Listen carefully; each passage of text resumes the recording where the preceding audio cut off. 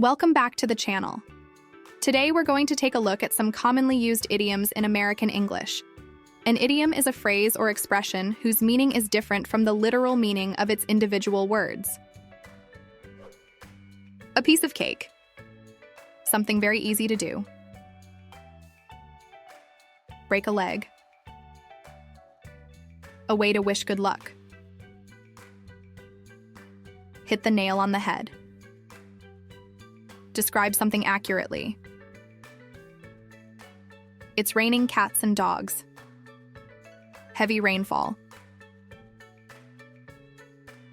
Barking up the wrong tree. Looking in the wrong place for something.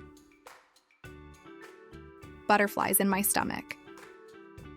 Feeling nervous or anxious. Bite the bullet.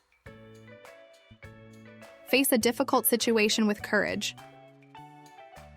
Don't cry over spilled milk. Don't worry about things that can't be changed. Get cold feet. Feel nervous or anxious before an event. Don't put all your eggs in one basket.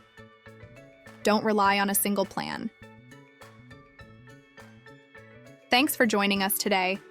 If you found this video helpful, don't forget to like and subscribe for more English learning tips.